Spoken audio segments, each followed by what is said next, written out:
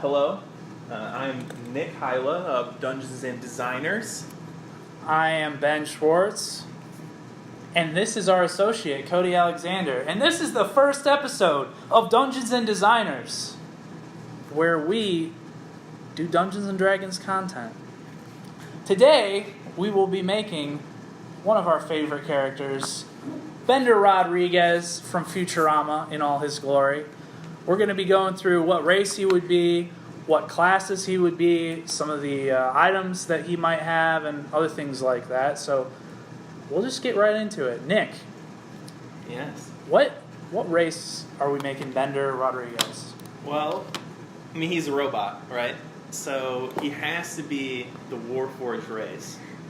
And you know, you might say, well, you know, it's a little out there, be Warforged race, you know, uncommon. Some, like myself, might say overpowered, but that's fine. We'll do it anyway, and we can also release like a more boring race that he could be if your DM won't allow Warforged. A more boring race. Yeah, I like that. More boring. I agree. All right. More boring. So, yeah, you know, like perks of being Warforged, right? So first of all, he is a robot, right? But then he doesn't need to eat, drink, or breathe. And instead of sleeping, he just kind of shuts down for 6 hours a night. 6 hours. So that's similar to what the elves have going on, but a little bit longer. A little bit longer. Why don't we get into like the personality of Bender, because that would really describe what his class would be. Okay. What do we know about Bender? We know that he likes drinking. He likes destroying all humans. He likes stealing. He likes smoking cigars. He doesn't fold things, he bends things. Yes. Okay, what classes do we know that like stealing things, possibly drinking, getting in trouble with the law? Well, that's definitely the rogue. It's classic rogue. Definitely the rogue. All right. But Bender's not really a stealthy character, in my opinion. No. Like, he doesn't do a lot of sneaking around. He does a lot of smash and grabs, but there's still a lot of thievery. Don't get me wrong, a lot of thievery, but he's not like... You know what I'm getting at. Yeah. The subtlety isn't there. Yeah, so being a rogue, let's say we start him off as a rogue.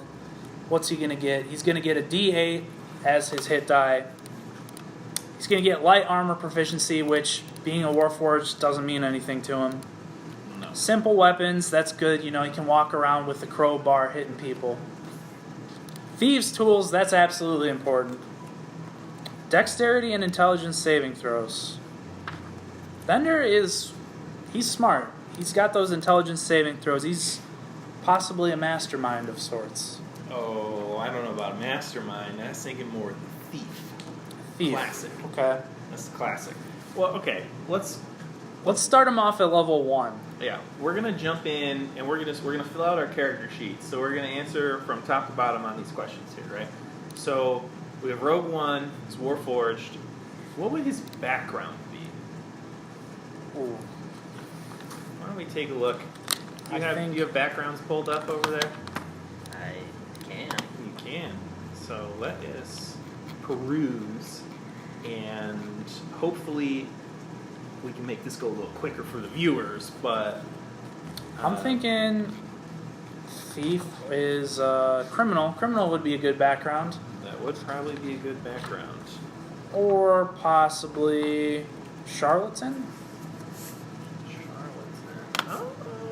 I mean, charlatan is like the go-to rogue background. But criminal with burglar seems as a specialty, or criminal with pickpocket or even smuggler, because he does like to take his illicit goods onto the Planet Express.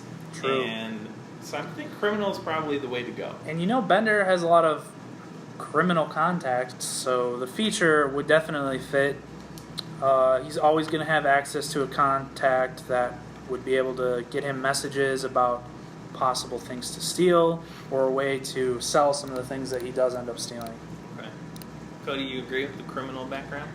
Yeah, I think that would fit good into a Bender character. Okay, so criminal. And remind me, what proficiencies does Criminal get? They get deception and stealth, which is good. He won't have to pick those as some of the ones he gets for Rogue. Okay. And then what? Then For tool proficiencies, he gets one type of gaming set. I don't know. Is there any gaming set you think that Bender might use? Well, you're the resident Bender expert. Yeah. What kind of shenanigans does he get into? Does he ever do like 3-card money? I could definitely see him. Some of the episodes, some of the movies, he likes gambling, so probably a deck of cards would be his go-to. He could get into some seedy backroom games. So is that he has proficiency with? Yeah, this? proficiency in one gaming set. Okay, so proficient in deck of cards, Playing cards. Okay. Of course, we also have the Thieves' Tools, which we'll already have from Rogue. And I like this. Under equipment, he gets a crowbar. Perfect. Very important. Set of dark common clothes, including a hood. If he even needs to wear clothes, Does Bender even wear clothes? Yeah, no, he doesn't. But And that's all right. a pouch with 15 gold pieces. Need your money. Okay, so then next we have his alignment. Bender's not very lawful, in my opinion. I think Bender is classic chaotic neutral. Chaotic neutral is okay with me. He's definitely not evil, but he's not really good all the time either. He usually just cares about himself. Sometimes his friends, he could go either way, but Yeah. definitely chaotic. He's going to try to get into as much trouble as he can. Agreed. Okay. We won't worry about the experience. It's level 1. So we need to get the points, the point buy for the Warforged, and we are going with which particular Warforged. What do they call it actually for the Warforged? It's like a sub race. Yeah, For the Warforged. yeah. It's a different type of Warforged, and there are 3 of them. Envoy, Juggernaut, and Skirmisher. Okay. Okay, what are some of the attributes that those have? Well, Envoy, it reads, as an Envoy, you are designed with a certain specialized function in mind. You might be an assassin, a healer, or an entertainer, Possibly a Bender. to name a few possibilities. They're the rarest of the Warforged sub-races, and yours could be a unique design. Well, that sounds pretty good right off the bat, I have to say. Yeah, what are some of the other ones, just so we So- know that those aren't the ones we want to go with? Juggernaut reads, you're an imposing war machine built for close combat and raw might. You tower over your comrades. Juggernaut Warforged stand between 6 and 7 feet in height and can weigh up to 450 pounds. Bender's strong, but he's not the Crushinator. He's the Crushinator. He's not trying to always get in a fight. He's trying to be a little stealthier. What's the And last the one? last we got? one we have Skirmisher, which reads, you were built to scout the edges of battle and outmaneuver your enemies. You are lean and designed for speed. It's definitely the first one. Yeah. It's definitely the first one. So if we're gonna go with what is it, Envoy? Envoy or Envoy? I'm not Okay. exactly And sure how to his pronounce it. specific role that he was created for is, of course, bending. Bending, yes.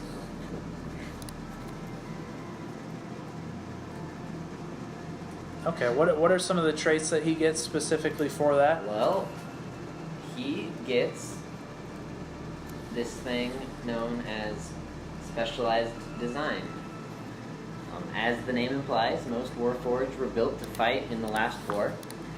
The vast majority of Warforged are Juggernauts or Skirmishers, soldiers and scouts who fight under the banner of one of the 5 nations. Warforged envoys, however, were designed to perform other functions. As an envoy, you have a skill, a tool proficiency, and a tool that's part of your body. When you make an envoy character, consider the following questions. I'm going to read that So he gets something that is incorporated into his body that he doesn't have to be carrying around with him all the time. Yeah, it's the integrated tool. Correct. So the obvious choice then is Thieves' Tools.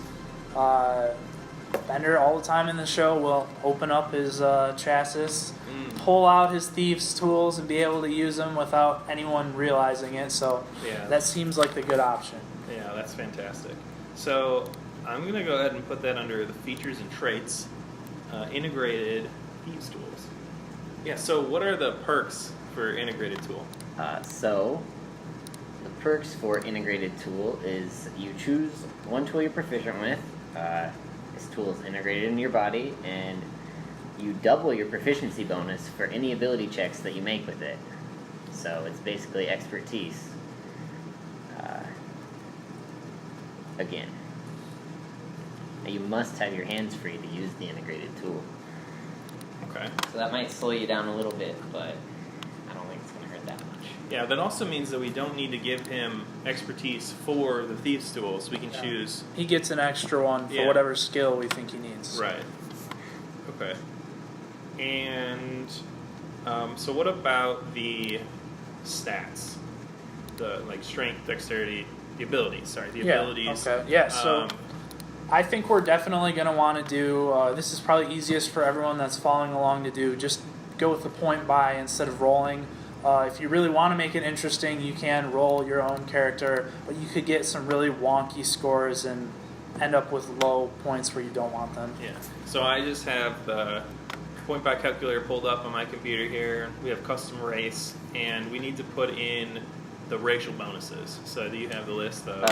Yeah, so for Warforged, all Warforged get a 1 Constitution increase, and specifically for Envoy, you get to pick 2 different ability scores to be increased by 1. Okay. So, well, he's going to be a rogue.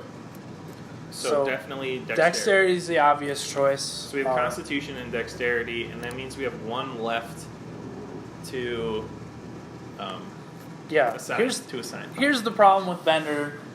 He's a character that, frankly, does have very high strength because he's a robot. Yes. High dexterity, he steals things. He's got high constitution because he's a robot also. He's got the charisma. He's got charisma for sure. You could say that he has wisdom and intelligence as well, being able to plan out his robberies and whatnot. Schemes. Always scheming, yeah. The problem with Bender is he's a robot, so he's overpowered. Yeah, so we're going to have to pick and choose. I'm going to say we should probably drop the strength for now because it's not as important to the build to make sure he can steal things. Charisma would be my choice going forward. Bender's been on TV before. He gets in with the actors. He likes going into the club, smoking his cigar. That seems like a very charismatic thing to do. So you're for the racial bonus, you think you should have the +1 in charisma? Yeah. Alright. So then we'll just get everything to 10 and then go from there. Right? Okay. Well, what's Bender going to look like after level 1? He's going to stay a rogue for a while, and then what are we going to do with him? Okay, we had this interesting idea that we came up with earlier. If we were to multi-class Bender, there's a lot of different things you could do if you really want a combat-focused person, but one of the Xanathar's Guide to Everything classes really stood out to us. The, Way of the Drunken Fist? It is Way of the Drunken Master Monk. Way of the Drunken Master Monk. Yes. I like this because robots in Futurama need alcohol to survive. Bender literally always has to be drinking alcohol. Therefore, Drunken Monk. I mean, I definitely like the idea. No objections here. So if we're going to make him a monk, do we want to shift his racial bonus to the +1 wisdom instead of +1 charisma? Yeah, there's 13 wisdom is the least you can have to multi-class into monk, correct? Right. Yes. Okay. All right. That's the way to go. Yeah. So we get him We got him up to 10 in all the stats here, and we should just pop the wisdom up to 13. Make sure he can be a monk. And dexterity, we got to get that all the way up to 16. Constitution, 14. There's no point in leaving it. Well, it could go up to 16 if we really wanted to.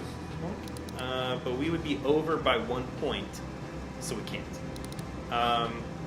We might as well get the wisdom to 14. So right now, here we are. We have 10 strength, 16 dexterity, 14 constitution, 10 intelligence, 14 wisdom, and 10 charisma. And we have 2 points left over. So we can bump one of our 10s up to a 12.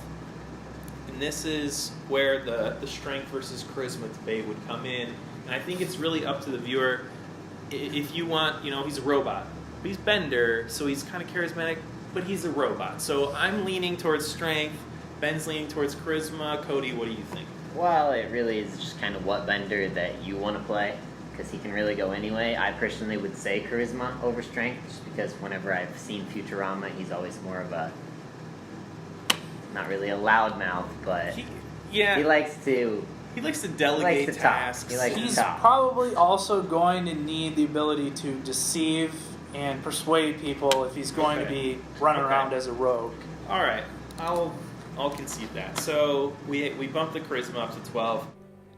And with all the stats assigned, that concludes Bender as a level 1 playable character.